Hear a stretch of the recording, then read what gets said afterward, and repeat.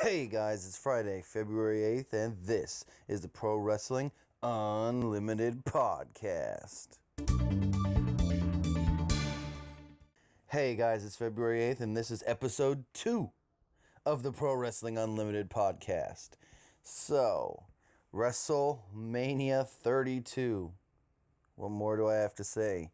Most people did not like WrestleMania. I mean, it wasn't let me talk about this for a minute.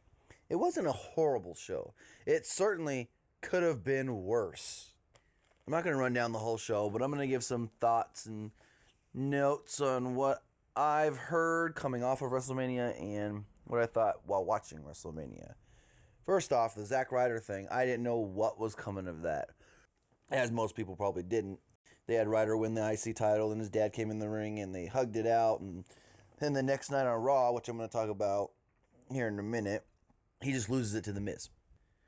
Then why not just have The Miz win the Okay, never mind. When you first think about it, you think, if The Miz wins the IC title the next night on Raw, why not just have him win it in Mania? There was a reason. Not a great reason. They could have executed this and done this different, but there was a reason The Miz had to win the title on Raw. Another stumper that made no sense. It made even less sense. Well, WrestleMania was a big head scratcher, especially when you watch Raw, because you watch Raw and you're like, well, they went with ABC, but then on Raw, ABC didn't even matter, or ABC just screwed everything up. Like, Taker beat Shane. Stipulation in that match was, if Taker loses, he's done at WrestleMania. If Shane loses, he does not get control. So Taker wins. Shane's not supposed to get control. Taker's supposed to wrestle WrestleMania again. What does The Undertaker do right after WrestleMania at the freaking post party or whatever WWE had? He tells people, I think this might be my final WrestleMania. I don't know if I'll be here next year. And then what does Vince do the next night on Raw? I'm gonna give Shane control of Raw. Then why didn't you just have Shane win at WrestleMania? This makes no sense. Then you have Roman Reigns beating the Authority. I can see why Stephanie wouldn't have been on Raw. She got speared by Roman Reigns pretty hard. But why wasn't Triple H on Raw? Why didn't Triple H come out and be like, I want a rematch. I get it. It's in the, rematch clause. No. Stephanie, Triple H, not on Raw. Then you're going to think, it's because they're running SmackDown now because Shane has Raw. Nope, they weren't on SmackDown either. All right, so let's say WrestleMania. If I had to give it a grade out of a 10, 7. Guess I'll give it a 7 out of 10. So let's go to Monday Night Raw. Monday Night Raw was pretty much Monday Night debut. We had 3 call-ups from NXT. Baron Corbin, who we actually saw win the Andre the Giant Memorial Battle Royal at WrestleMania. Apollo Crews, who I don't think is ready for the main roster. Give me 1 second. You have a guy like Tyler Breeze, who's been down in NXT for how long? Years. And Crews is here for 6 months? Tyler Breeze is better than Apollo Crews, whether Vince wants to admit it or not. Apollo Crews, have you seen his babyface promos on NXT? They suck. He's trying too hard to be a likable babyface. Yuha Nation was always a heel on the indies and did fine. But because of his look and because of Vince thinks he's got a good smile, let's make him a babyface. I don't know. You know what did work? Enzo and Cass debuting on Raw.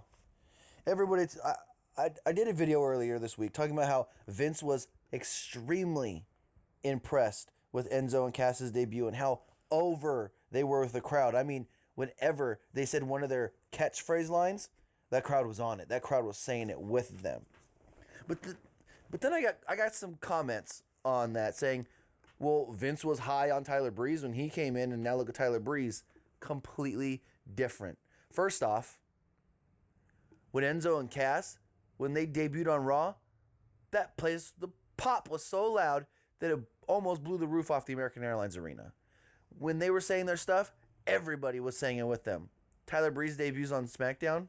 He came out during a Miz TV segment where Miz was talking with Dolph Ziggler and Summer Rae about Lana and Rusev and that whole up storyline. And then he comes out and he's with Summer Rae, and yeah. The crowd didn't even like it from the start. Now, don't get me wrong. Tyler Breeze was great in NXT. Tyler Breeze was one of the...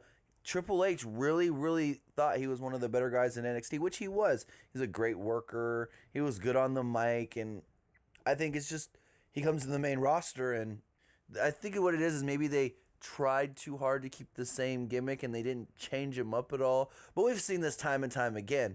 Look at Neville. He got a little better success. I guess he's kind of flip-flopped around. But look at Bo Dallas. Look at Adam Rose. I mean, the list goes on of guys that have come up from NXT and just shit the bed. But I don't think that's going to be the same with Enzo and Cass. Enzo and Cass, I feel, are going to be one of the top-tier tag teams on the main roster. Like, that's no doubt. Then we had the return of Maurice. Now, if you want to call her Maurice Outlet, Maurice Mizanin, whatever. But this goes off of what I was saying about Zack Ryder and The Miz from WrestleMania. Why not have The Miz just win the title in Mania? Pretty much Zack Ryder was the setup guy for Maurice's return. If you didn't see Raw, let me run it down. Zack Ryder was out there talking about how he won the WrestleMania match. He got the IC title. He had that picture with Razor. Razor took a picture with him, blah, blah, blah. Miz comes out and says, give me a title match. Zack Ryder says no. Miz convinces him to get they start a title match. Oh, wait. One thing. When Zack Ryder came down on Monday Night Raw, Lillian Garcia goes, This is a Intercontinental, and she was cut off. Apparently, she preempted it being an Intercontinental title match, and there was a big snafu at ringside. Her arguing with some people about, well, this is what I was told to say. She said it too early. All she should have said was, making his way to the ring, let me introduce to you the new Intercontinental Champion, Zack Ryder. No, she was like, this is an Intercontinental title, and then she was cut off. Apparently, it was a big to-do, and there was from people that were sitting near the front over there by the announce table, some people got into it. Anyways, Miz convinces him to give him a title match, and at one point, Miz goes over to Zack Ryder's father and gets in his face. Zack Ryder's father pushes the Miz. All of a sudden, here's Maurice, and we're like, what the hell? That's Maurice. That's the Miz's wife in real life. She gets in Ryder's father's face and eventually slaps him. Ryder gets distracted. Miz hits up Skull Crusher finale. Miz is the new IC champ. All to set up Maurice coming back to the WWE. Now keep in mind the only reason she is coming back to the WWE. Because even though Total Divas is a sinking ship, the WWE wants to try and run a 6th season. And so what are they doing? They got Maurice. They said, hey, you want to be on Total Divas? You gotta come back and be a full-time competitor. You don't gotta wrestle, but you can at least be in, Mike's corner. The things they do for this damn Total Divas, I'm telling you, kill it already. E almost did not renew this show. Like, it was on the brink of being canceled after this 5th season. Oh, and then you want to know what else with this damn Total Divas? They're adding Lana, right? The only reason they're adding Lana is because they want to do the Lana Rusev wedding on Total Divas. Because the wedding episodes, like the Daniel Bryan Brie Bella one, the Natalya Tyson Kidd one, have all been high-rated episodes. So what do? They know Lana's getting married to Rusev soon. Oh, let's put your wedding on Total Divas.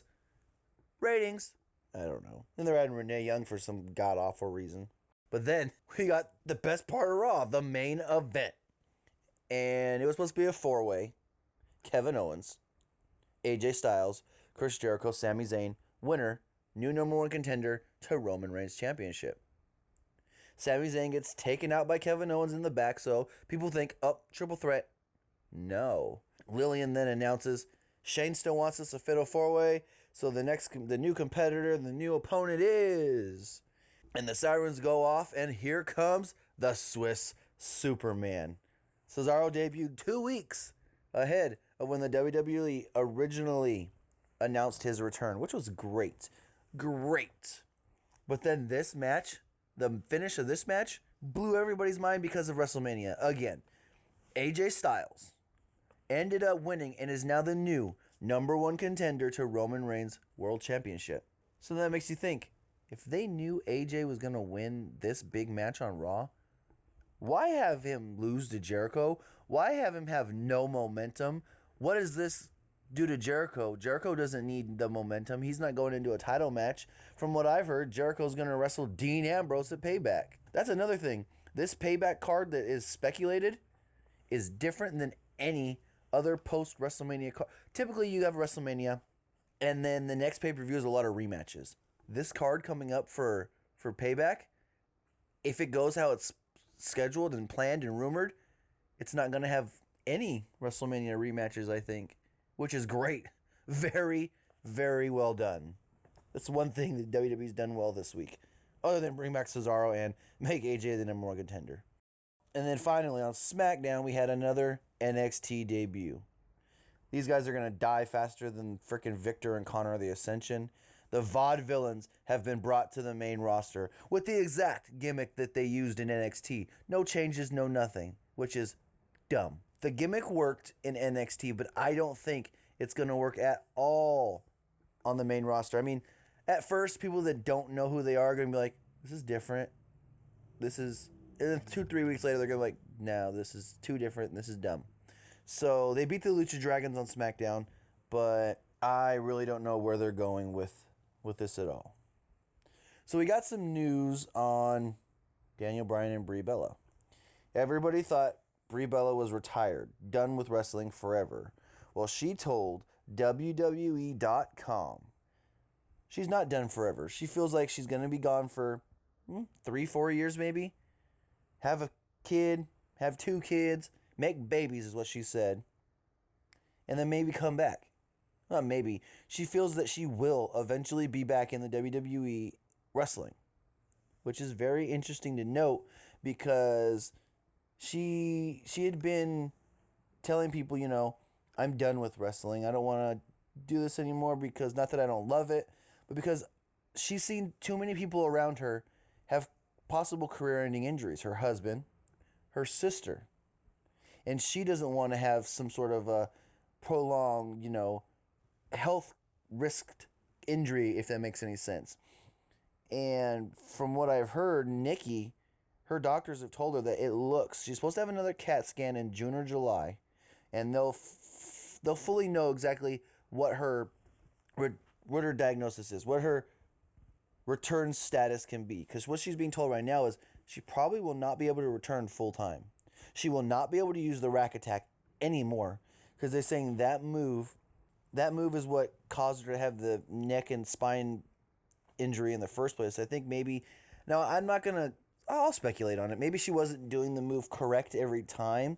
And when she did the whole rack attack where she would like bounce kind of, you know, and they were coming down on her spine, maybe she wasn't holding them correctly. Maybe it was the girls taking the move wasn't doing something correctly, and that's why it injured her the way it did.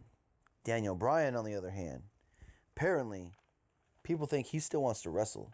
Yeah, he told WWE, oh, I'm done, I'm going to retire, this and that. But there's a big rumor going around right now that New Japan Pro Wrestling wants Daniel Bryan, and he's willing to go over there if they'll let him wrestle. We all know Daniel Bryan, since a kid, wanted to do nothing else than be a pro wrestler. So if he can figure out a way to do it and maybe not harm himself any worse or make himself any worse off than he is, okay. But I don't want to see him do something if it's really, really, really... Now, Daniel Bryan, don't get me wrong, is one of my favorite wrestlers ever. And yeah, I'd like to see him come back. Yeah, I'd want to watch him wrestle again. But if it's gonna hurt him, if it's gonna cause him even more damage down the road, I don't want to see that happen to the man. I want to see him live long, have babies with Brie, and not worry about his health anymore. Yeah, he's gonna worry because he's got these issues, but not worry in the sense of, oh crap, I just did this and I made it worse. So unless he knows for a fact he's not going to hurt himself any worse, okay. But if there's even that kind of... Because Brie doesn't want him to come back. Brie doesn't want him to wrestle anywhere because she's worried. But if we do get any more info on Daniel Bryan and him wanting to wrestle, wanting to go somewhere else, you know we'll bring it to you on Pro Wrestling Unlimited. But as far as John Cena and his return, talking about, the Bellas and Bryan, and you could throw John Cena in there because they're all, John and Nikki. He's actually not cleared to return. He was cleared just enough to do what he did at WrestleMania. That's why when JBL kept saying, this man ain't even cleared, is this man even able to do what he's doing, and this and that, that was all correct. John was cleared with minimal action. He was able to do a 5-knuckle shuffle, able to do an attitude adjustment, able to throw a punch or two. That was it. So Cena's probably not coming back, probably June. June is what it looks like. So that's the return prognosis for John Cena. As far as Seth Rollins and his return, it's looking like May, and that's around the same time we may see.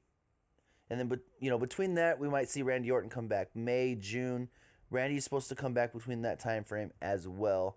And Randy thinks he has 10 more years in the WWE. He did an interview over WrestleMania weekend. He said, if I could stay healthy and if I can keep my body in decent, good shape, I got 10 more years here. I got 10 more years in the WWE. That's crazy. You know who else thinks they have 10 more years? Cody Rhodes. Cody said when he turns 40, he's done. He's going to hang it up. Cody says that he will not. He was asked on Twitter. Well, keep in mind, Cody's father, Dusty, wrestled till he was 60. His brother, Dustin, Goldust, he's still going strong at 46. So when Cody was asked, do you think you'll ever want to train some new wrestlers? Do you want to open a school? When do you think you're going to retire? He said, when I turn 40, I'm going to lay my boots down and leave it to the next generation. Which is crazy to think. 40, that's it? There's a lot of wrestlers that go past 40 if they're not hurt, if they're not told they need to stop wrestling. So, if that's his plan, more power to you, Cody Rhodes, Stardust, whatever you want to be called. All right, guys, so it's that time of the week for our Pro Wrestling Unlimited Power Rankings. Last week, our number one team was the New Day. Can the New Day stay on top of the PWU Power Rankings? Let's start from the bottom. Last week, at number 6, falling 4 spots, Sasha Banks. Number 9, falling 5 spots, Dolph Ziggler. Number 8, new to the top 10 this week, Chris Jericho. Number 7, also new to the top 10 this week, new WWE World Heavyweight Champion, Roman Reigns. Number 6, climbing 3 spots from last week, the WWE Women's Champion, Charlotte. Number 5, climbing 2 spots from number 7, the Usos. Number 4, climbing 1 spot from number 5, League of Nations. Number 3, falling from last week's number 2 spot, Sami Zayn. Number 2, last week's number 3 guy, climbing 1 spot, Dean Ambrose. And if you haven't got it by now, number 1 for the second week in a row, the New Day. Yep, with their win on Raw and them being on everything, they got enough points to stay in first place. They are 1 point ahead of Dean Ambrose right now, as the New Day has 16.5 points. Dean in second has 15.5, and rounding out your top 3 with 15 points, Sami Zayn. All right, so last week I didn't do this because the show ran a little long. We did the whole NXT WrestleMania prediction stuff. But from here on out, we are going to do our fan of the week.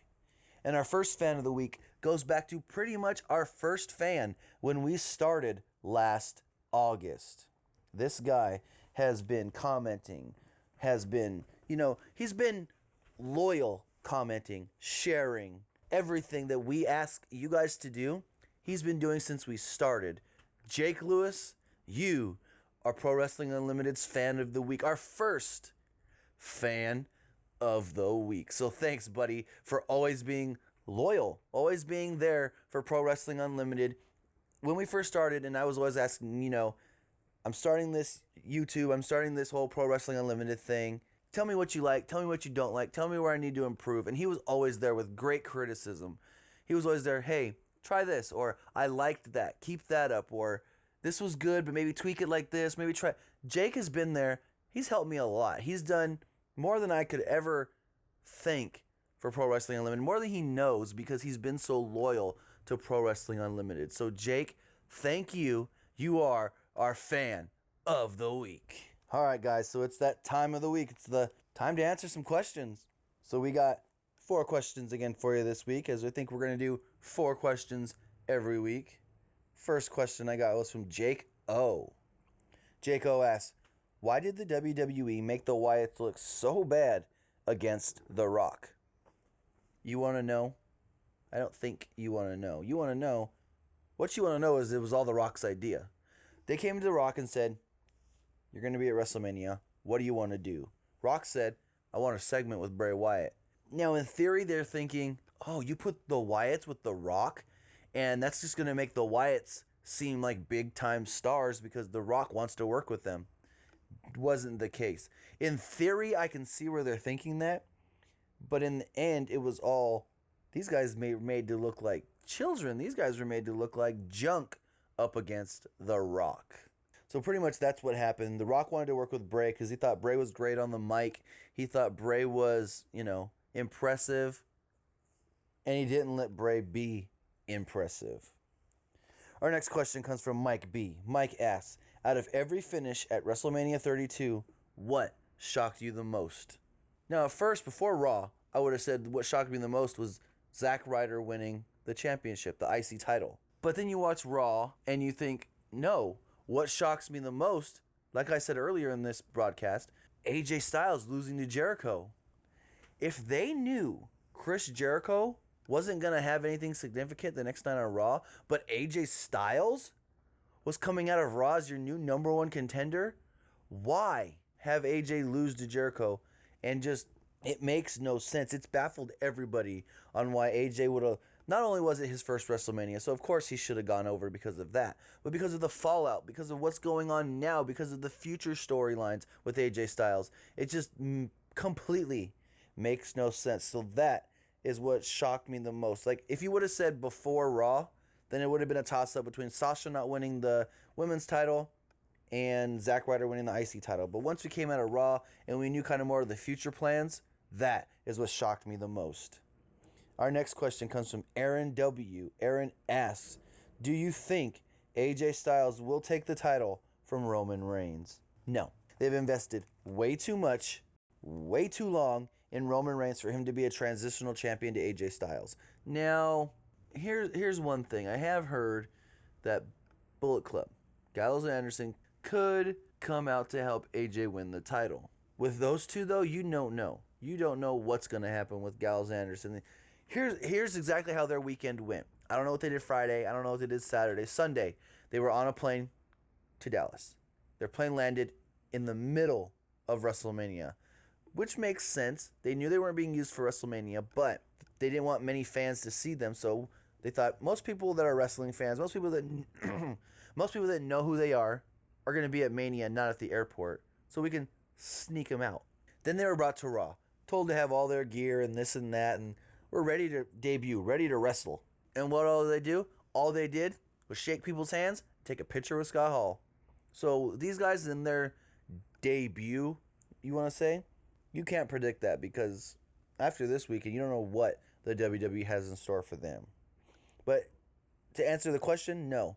I don't think, at least not at Payback, at least not in the first match, I don't think AJ is going to win over Reigns. And our final question this week comes from Waldo D. He says, with Titus O'Neil's suspension up April 10th, which is Sunday, what are the chances we see him on Monday Night Raw? This is actually a good question. Titus O'Neil was suspended, as we all know, originally for 90 days for putting his hands, I put air quotes around that, putting his hands on Vince McMahon. Originally it was 90 days, then after they got some backlash for it, the next day they came out, put it at 60 days. So I think Titus isn't that big of a star anyways. He wasn't really being pushed before this, but because this got such mainstream attention from CNN, ABC, like everybody talked about this, I think we are going to see Titus on Raw. I think we are in some sort of a role. Maybe not, they're maybe not going to push him now because of this. Whatever he was doing before, he's going to be doing again. Maybe they'll stick him back with Darren Young, primetime players, but to be honest, he's not going to be pushed any more than he was. I think because of the timing, because of what happened with the suspension initially, and them getting scrutiny for it, I think there's a good chance. I'm not going to say for sure, but there's a very good chance he'll be on Raw Monday. All right, so I want to say thank you for the questions. If you guys have questions you want me to answer on air, then you can go to our website, which is linked below, or you can use it on Twitter, #PWAsk, or go over to our Facebook and post the question over there and try to get your question on the air next week or in future weeks. I also want to thank, again, Jake Lewis, our fan of the week. Well, I think that's going to do it. We're going to wrap it up. Thanks for listening this week, April 8th, episode 2 of the Pro Wrestling Unlimited podcast. If there's anything you want me to discuss specifically next week or throughout the week, if you see anything that you want me to talk about, anything news-related, newsworthy, which I want to thank two people. These two guys have actually been helping me out, and when they've seen stuff possible noteworthy, they send it to me on Facebook, and I appreciate that. Dan Johnson and Chris Bradley have both sent me stuff this past week that I may not have seen, that I may have seen, but not have seen as quickly when they sent it to me. And I just want to say thank you to those two guys as well, Dan Johnson, Chris Bradley, for sending me some tips. So if you guys have any news tips, any story tips, any story ideas, anything that you want me to cover and talk about throughout the week, maybe not just on the podcast here on Fridays, but throughout the week, shoot me a line over on Facebook. Send me a message on our Facebook, PW Unlimited, and I'll talk about it. If you guys want to contribute, I will. If you guys send me a story and I end up reporting on it, you will get credit in the video. You will get credit in the report.